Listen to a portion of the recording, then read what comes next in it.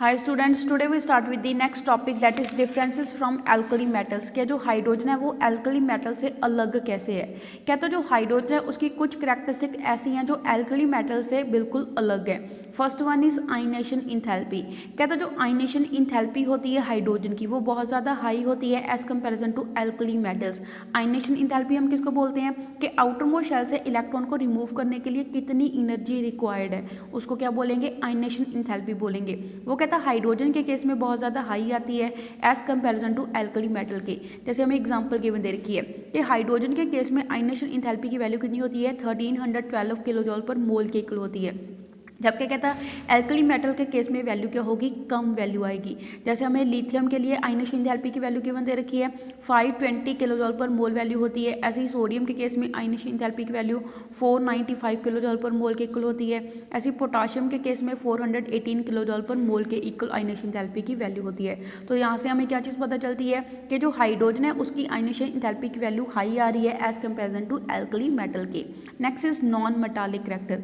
कहता जो alkali metal ये टिपिकली मेटल्स होते हैं बिकॉज ये आसानी से एक इलेक्ट्रॉन को लूज कर देते हैं नोबल गैस कन्फिग्रेशन को एक्वायर करने के लिए। जबकि कहता जो हाइड्रोजन है वो नॉन मेटालिक नेचर का होता है। Next is atomicity. कहता जो हाइड्रोजन है वो डाई अटोमिक नेचर का होता है। डाई अटोमिक मीन्स कहता ये हमेशा दो एटम आपस में जुड़े होंगे मॉलिक्यूल की फॉर्म में, जिसके कारण इसको क्या बोलते हैं, डाई अटोमिक बोलते हैं। जबकि कहता जो एल्कली मेटल है वो मोनो अटोमिक होते हैं, एक सिंगल एटम ही उनका क्या करता है, एग्जिस्ट करता है। Next is nature of compounds. कहता जो कंपाउंड होते हैं हाइड्रोजन के वो मेनली कोवलेंट नेचर के होते हैं। कोवलेंट नेचर के मीन्स उसके अंदर इलेक्ट्रॉन की शेयरिंग होती है। जबकि कहता जो एल्कली मेटल के कंपाउंड है वो आयनिक नेचर के होते हैं बिकॉज एल्कली मेटल एक इलेक्ट्रॉन को लूज करके केटाइन बना लेंगे। एज अल्ट कहता है वो आयनिक नेचर के कंपाउंड बनाएंगे। जैसे हमें एग्जांपल गिवन दे रखी है कि जो HCl है वो कोवलेंट नेचर का होता है, जबकि कहता है जो सोडियम क्लोराइड है वो आयनिक नेचर का होता है। कहता जो ऑक्साइड है एल्कली मेटल के वो बेसिक नेचर के होते हैं। जबकि कहता जो हाइड्रोजन का ऑक्साइड है दैट इज़ वाटर वो न्यूट्रल नेचर का है। जैसे हमें यहाँ पे एग्जांपल गिवन दे रखी है कुछ एल्कली मेटल के ऑक्साइड की, that is lithium oxide, sodium oxide, potassium oxide. कहता ये सभी बेसिक नेचर के होते हैं। जबकि कहता जो हाइड्रोजन का ऑक्साइड है दैट इज़ वाटर ये न्यूट्रल नेचर का होता है। नेक्स्ट हम पढ़ेंगे डिफरेंसेस फ्रॉम हैलोजन कि जो हाइड्रोजन है वो हैलोजन से कैसे डिफरेंट है। तो कहता जो हाइड्रोजन है उसकी कुछ प्रॉपर्टीज़ ऐसी हैं जो हैलोजन के साथ मैच करती हैं, बट उसके बावजूद भी कहता इसके बीच में कुछ डिफरेंस होते हैं। First one is less tendency for hydride formation. कहता हाइड्रोजन के अंदर कम टेंडेंसी होती है एक इलेक्ट्रॉन को गेन करके हाइड्राइड आयन बनाने की एज कंपेरिजन टू हैलोजन के। बिकॉज कहता जो हैलोजन है वो आसानी से एक इलेक्ट्रॉन को गेन करके क्या बना लेते हैं, हैलाइड आयन बना लेते हैं। नेक्स्ट हम पढ़ेंगे absence of unshared pair of electrons. कहता जो हाइड्रोजन एंड हैलोजन है ये दोनों डाई अटोमिक नेचर के होते हैं, जिसमें कहता जो एटम है आपस में कैसे जुड़े होंगे, कोवलेंट बॉन्डिंग के थ्रू जुड़े होंगे, इनके बीच में इलेक्ट्रॉन की शेयरिंग होगी। जबकि कहता जो हाइड्रोजन के एटम है उसके अंदर कोई भी अनशेयर्ड इलेक्ट्रॉन का पेयर प्रेजेंट नहीं होता। जबकि कहता है हमारे पास जो हैलोजन का मॉलिक्यूल है उसके अंदर क्या होगा, हर एक हैलोजन एटम के ऊपर 3 अनशेयर्ड इलेक्ट्रॉन के पेयर पाए जाएंगे। जैसे हमें यहाँ पे एग्जांपल भी गिवन दे रखी है। कहता है हाइड्रोजन मॉलिक्यूल में दोनों हाइड्रोजन के ऊपर कोई भी अनशेयर्ड इलेक्ट्रॉन का पेयर प्रेजेंट नहीं है। जबकि कहता है क्लोरीन मॉलिक्यूल के अंदर क्या होता है, दोनों क्लोरीन एटम के ऊपर 3-3 इलेक्ट्रॉन के अनशेयर्ड पेयर पड़े होते हैं।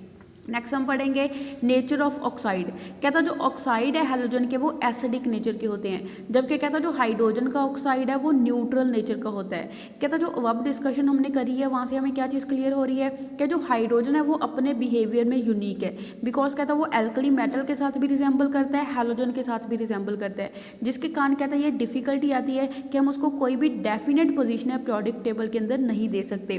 दस कहता जो पोजीशन है हाइड्रोजन की पीरियोडिक टेबल के अंदर वो क्या होती है, अनोमलस पोजीशन होती है।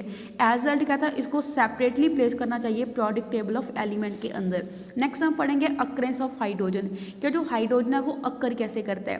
कहता जो हाइड्रोजन है वो मोस्ट अबंडेंट एलिमेंट है यूनिवर्स में। अबाउट कहता जो 70% है टोटल मास पूरे संसार का वो हाइड्रोजन की वजह से है। कहता ऑल्सो ये धरती के ऊपर भी कॉमन है। कहता फ्री स्टेट के अंदर जो हाइड्रोजन है कुछ वॉल्केनिक गैसेस में पाया जाता है, आउटर एटमॉस्फेयर है जो सन का वहाँ पे पाया जाता है, या फिर जो बाकी के स्टार्स है यूनिवर्स के वहाँ पे पाया जाता है। अबाउट कहता जो आधा मास होता है सन का या फिर कुछ स्टार है वह उसका, वो किस वजह से होता है, हाइड्रोजन की वजह से होता है।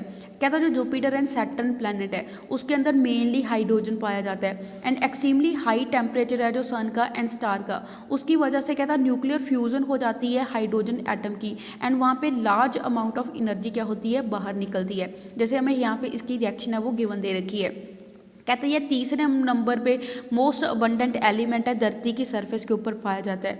कहता है धरती के ऊपर जो हाइड्रोजन है वो वेरियस कंपाउंड की फॉर्म में पाया जाता है। मेनली कहता है इसके जो कंपाउंड है वो ऑक्सीजन के साथ होते हैं। कहता है ये वाटर की फॉर्म में पाया जाता है। जब कहता है ये कार्बन, नाइट्रोजन, सल्फर, हैलोजन के साथ कंबाइन होगा उस दौरान ये ऑर्गेनिक मैटर की फॉर्म में पाया जाता है, प्लांट्स के अंदर, एनिमल टिश्यूज़ के अंदर, कार्बोहाइड्रेट के अंदर, प्रोटीन के अंदर।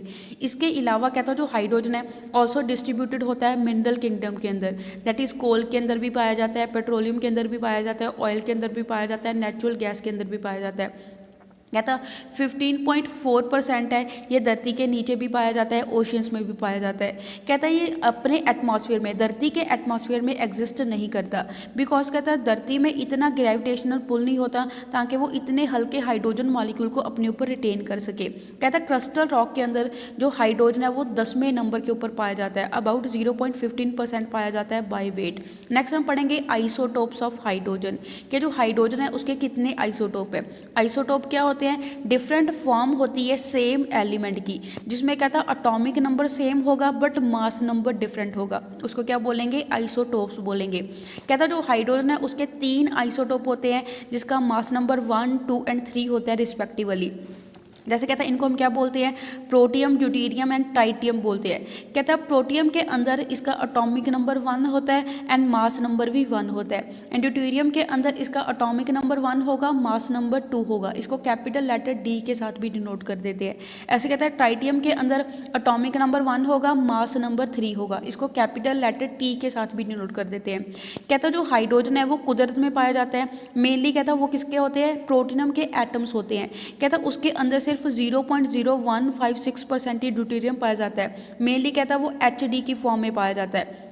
जबकि कहता है जो थर्ड आइसोटोप है दैट इज ट्राइटियम, ये रेडियो एक्टिव नेचर का होता है एंड ये क्या करेगा, अमिट करता है लो एनर्जी वाली बीटा पार्टिकल को, दैट इज हाफ लाइफ है जो ट्राइटियम का वो कितना होता है, 22.33 ईयर्स होता है। कहता है इसकी जो कंसंट्रेशन है वो कितनी होती है, 1 एटम पर 10⁻18 एटम ऑफ प्रोटियम, कि अगर हमारे पास 10⁻18 एटम होंगे प्रोटियम में, उसके सिर्फ क्या होगा, एक ही एटम किसका पाया जाएगा, ट्राइटियम का पाया जाएगा। कहता है जो सिंबल्स है, मास नंबर है एंड रिलेटिव अबंडेंस है एंड रेडियो एक्टिव नेचर है तीनों आइसोटोप ऑफ हाइड्रोजन की, वो हमें यहाँ पे टेबल नंबर 1 के अंदर गिवन दे रखी है। कहता ये जो तीनों आइसोटोप है हाइड्रोजन के, इसके अंदर क्या होता है, एक इलेक्ट्रॉन प्रेजेंट होता है इनके आउटर मोस्ट शेल के अंदर एंड सिर्फ एक ही प्रोटॉन होगा न्यूक्लियस में। जबकि कहता है ये डिफरेंट होते हैं with respect to the number of neutron, इनके बीच में क्या होंगे, नंबर ऑफ न्यूट्रॉन डिफरेंट होंगे but number of electron and proton क्या होते हैं, बराबर के होते हैं। नेक्स्ट हम पढ़ेंगे brief description of isotopes of hydrogen, के जो आइसोटोप है हाइड्रोजन के उसकी ब्रीफ डिस्क्रिप्शन के बारे में पढ़ेंगे। फर्स्ट इज प्रोटिनम, जिसको हम ऑर्डिनरी हाइड्रोजन बोलते हैं। कहते हैं इसका एटॉमिक नंबर भी 1 होता है, मास नंबर भी 1 होता है। ये सबसे ज़्यादा कॉमन है एंड सबसे ज़्यादा अबंडेंट आइसोटोप है हाइड्रोजन का तीनों आइसोटोप में से। कहता है 99.985% टोटल हाइड्रोजन है वो कुदरत में अवेलेबल होता है प्रोटिनम की फॉर्म में। कहता है जो न्यूक्लियस है हाइड्रोजन का, इसके अंदर एक प्रोटॉन होता है एंड न्यूट्रॉन 0 होते हैं, दैट इज इसका मास नंबर क्या होगा, 1 होगा। कहते हैं इसको रिप्रेजेंट कैसे करते हैं, जैसे एटॉमिक नंबर को नीचे लिखेंगे, मास नंबर को ऊपर लिखेंगे, या फिर सिंपल H लेटर के साथ भी इसको डिनोट कर सकते हैं। कहते हैं ये सॉलिटरी इलेक्ट्रॉन है वो क्या होगा, न्यूक्लियस के बाहर घूमता है, जो एक इलेक्ट्रॉन इसके आउटरमोस्ट शेल में प्रेजेंट होता है। नेक्स्ट हम पढ़ेंगे ड्यूटेरियम के बारे में। कहते हैं इसको हम हैवी हाइड्रोजन बोलते हैं, जिसका एटॉमिक नंबर 1 होता है, मास नंबर 2 होता है। कहता है ये हमारे पास 0.0156% प्रेजेंट होता है टोटल हाइड्रोजन जो कुदरत में पाया जाता है। कहता है इसके न्यूक्लियस के अंदर नंबर ऑफ प्रोटॉन 1 होंगे एंड न्यूट्रॉन भी क्या होगा, 1 होगा। एज अ रिजल्ट इसका मास नंबर क्या आ जाएगा, 2 आ जाएगा। इसको हम कैपिटल लेटर डी के साथ नोट करेंगे या फिर हम अगर एच के साथ इसको नोट करते हैं तो एटॉमिक नंबर 1 लिखेंगे, मास नंबर 2 लिखेंगे। कहता है ये हमारे पास प्रेजेंट होता है हैवी वाटर के अंदर, जिसका फार्मूला क्या है, D2O इसका फार्मूला है। एंड इसको हम रिकवर कर सकते हैं बाय फ्रैक्शनल इलेक्ट्रोलिसिस, जब कहता है फ्रैक्शनल इलेक्ट्रोलिसिस करवाते हैं। कहता है ऑल्सो इसके अंदर भी एक ही इलेक्ट्रॉन है वो न्यूक्लियस के आसपास रिवॉल्व करता रहता है। नेक्स्ट हम थर्ड आइसोटोप के बारे में पढ़ेंगे, दैट इज ट्राइटियम। ट्राइटियम में क्या होगा, हाइड्रोजन का एटॉमिक नंबर 1 होगा, मास नंबर 3 होगा। कहता है ये बहुत ज़्यादा कम फॉर्म में हाइड्रोजन है वो एग्जिस्ट करेगा, दैट इज कहता है ये रेयरेस्ट आइसोटोप है हाइड्रोजन का। अबाउट 10⁻⁻15% ही ये प्रेजेंट होता है, बिकॉज इसकी क्या होती है, इनस्टेबिलिटी होती है, ये स्टेबल नहीं होता। क्यों नहीं स्टेबल होता है, बिकॉज ये रेडियो एक्टिव नेचर का होता है ऑफ इट्स न्यूक्लियस। कहता है ये फॉर्म होता है in the upper atmosphere by certain nuclear reaction. ये कैसे बनेगा, अपर एटमॉस्फेयर में बनता है जब वहाँ पे क्या होती हैं, कुछ न्यूक्लियर रिएक्शंस चलती हैं, जिसमें वो कहता है न्यूक्लियर रिएक्शन कैसे इंड्यूस होंगी, कॉस्मिक रेज के कारण इंड्यूस होंगी। कहता है इसका जो न्यूक्लियस है उसमें एक प्रोटॉन होता है एंड 2 न्यूट्रॉन्स होते हैं। एज अ सेट इसका मास नंबर क्या होगा, 3 होगा। इसको हम रिप्रेजेंट कैसे करते हैं, कैपिटल लेटर टी के साथ नोट करेंगे। अगर हम एच के साथ नोट करेंगे तो एटॉमिक नंबर 1 लिखेंगे, मास नंबर 3 लिखेंगे। कहता है इसको हम आर्टिफिशियली प्रिपेयर कर लेते हैं by the bombardment of nitrogen और an isotope of lithium with deuterons. जब कहता है हम क्या करते हैं, जो बम्बार्डमेंट करवाते हैं नाइट्रोजन की या लिथियम के आइसोटोप की ड्यूटेरॉन्स के साथ, उस दौरान हमारे पास किसकी फॉर्मेशन होती है, ट्राइटियम की फॉर्मेशन होती है। दस कहता है जो तीनों आइसोटोप है हाइड्रोजन के वो डिफरेंट होते हैं इन दी नंबर ऑफ न्यूट्रॉन। उनके बीच में क्या होगा, न्यूक्लियस में नंबर ऑफ न्यूट्रॉन्स का अंतर होगा। सिंस कहता है जो आइसोटोप है उन सभी आइसोटोप का एटॉमिक नंबर सेम है, एज अ दैट उनकी इलेक्ट्रॉनिक कन्फिग्रेशन की भी सेम आएगी। तो अगर इलेक्ट्रॉनिक कन्फिग्रेशन सेम है तो उनकी केमिकल करैक्टरिस्टिक भी क्या होंगी, आपस में सिमिलर होंगी। कहता है जो इनकी कॉमन फिजिकल प्रॉपर्टीज़ है हाइड्रोजन, ड्यूटेरियम एंड ट्राइटियम की, वो हमें टेबल नंबर 2 में गिवन दे रखी है। जैसे हमें यहाँ पे टेबल नंबर 2 में फिजिकल कांस्टेंट है हाइड्रोजन, ड्यूटेरियम एंड ट्राइटियम के गिवन दे रखे हैं। नेक्स्ट हम पढ़ेंगे डाई हाइड्रोजन के बारे में कि डाई हाइड्रोजन को हम प्रिपेयर कैसे करते हैं। वैसे बच्चे आपका ये वाला टॉपिक कट हो चुका है नए सिलेबस के अंदर, बट फिर भी हम कुछ इसके मेथड है वो डिस्कस कर लेंगे कि कैसे हम डाई हाइड्रोजन को प्रिपेयर करते हैं। First is by the action of water on metals. जब कहता है पानी मेटल के साथ रिएक्शन शो करेगा उस दौरान डाई हाइड्रोजन की फॉर्मेशन होती है। बट हमें पता है कि मेटल की रिएक्टिविटी अलग अलग होती है, तो ये वाटर के साथ भी डिफरेंट तरीके से रिएक्शन शो करेंगे। फर्स्ट हम पढ़ेंगे, कहता है जो बहुत ज़्यादा एक्टिव मेटल होते हैं that is sodium, potassium, calcium. कहते हैं ये पानी के साथ रूम टेम्परेचर के ऊपर रिएक्शन शो करके क्या देते हैं, डाई हाइड्रोजन गैस देंगे। जैसे हमें यहाँ पे रिएक्शन शो कर रखी है, जब कहता है जो सोडियम वाटर के साथ रिएक्शन शो करेगा उस दौरान सोडियम हाइड्रोक्साइड की फॉर्मेशन होगी, साथ में हाइड्रोजन गैस मिलेगी।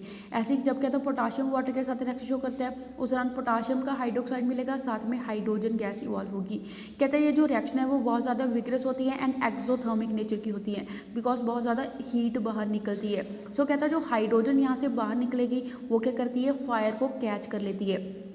कहता है इस रिएक्शन को स्लो डाउन करने के लिए हम क्या यूज़ करते हैं, अमेलगम यूज़ करते हैं मेटल का विद दी मरकरी का। हम कहता है हम मेटल को मरकरी के साथ कंबाइन करके क्या बना देंगे, अमेलगम बना देंगे, ताकि ये रिएक्शन है वो कम एक्सोथर्मिक हो जाए। कहता है अमेलगम के अंदर क्या होता है, ओनली जो स्मॉल सरफेस है मेटल की वही पानी को क्या होगी, एक्सपोज होगी, एंड देयरफॉर कहता है ये जो रिएक्शन है वो क्या हो जाएगी, स्लो हो जाएगी। नेक्स्ट हम पढ़ेंगे, कहता है जो लेस एक्टिव मेटल्स है that is zinc, magnesium, aluminium.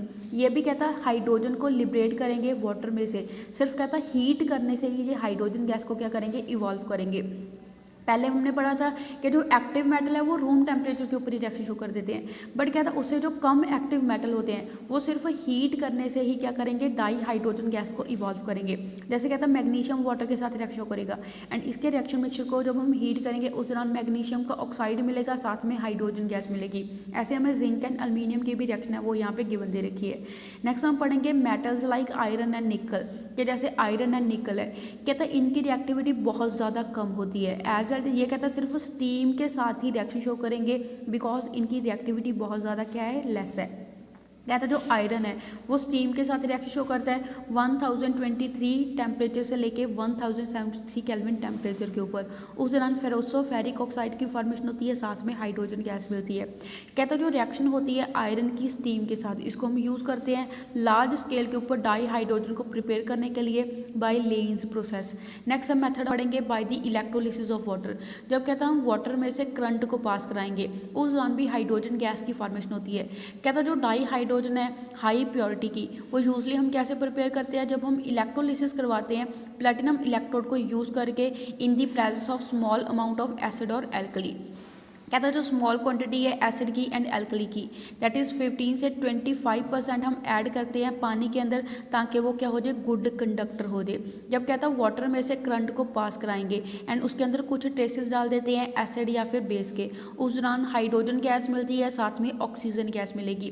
कहता है इलेक्ट्रोलिसिस के दौरान क्या होता है, जो डाई हाइड्रोजन गैस है वो कैथोड इलेक्ट्रोड के ऊपर इकट्ठा होती है, जबकि जो डाई ऑक्सीजन गैस है वो एनोड इलेक्ट्रोड के ऊपर इकट्ठा होती है। कहता है जो फॉलोइंग रिएक्शन है वो चलती है इलेक्ट्रोलिसिस के दौरान। जैसे हमें यहाँ पे रिएक्शन के अंदर किया है कि कैथोड के ऊपर क्या होता है, जो H पॉजिटिव आयन है वो एक इलेक्ट्रॉन को गेन करके हाइड्रोजन एटम बना देंगे एंड ये हाइड्रोजन एटम आपस में जुड़ के क्या बनाते हैं, डाई हाइड्रोजन गैस बना देते हैं। ऐसे कहता है एनोड के ऊपर क्या होता है, जो हाइड्रोक्साइड आयन है वो इलेक्ट्रॉन को लूज करेंगे एंड OH में कन्वर्ट हो जाएंगे, बट ये OH क्या होता है, अनस्टेबल होता है। ये फर्दर कहता है रिएक्शन शो करेगा, उस दौरान वाटर की फॉर्मेशन होगी, साथ में ऑक्सीजन गैस है वो एनोड इलेक्ट्रोड के ऊपर लिबरेट होगी।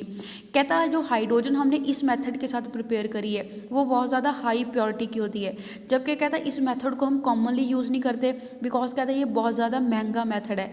कहता है इस मेथड को हम यूज़ कर सकते हैं सिर्फ उन्हीं जगह के ऊपर जहाँ पे बिजली क्या है, सस्ती हमें मिलती है। So that's all for today. Stay home, stay safe, thank you.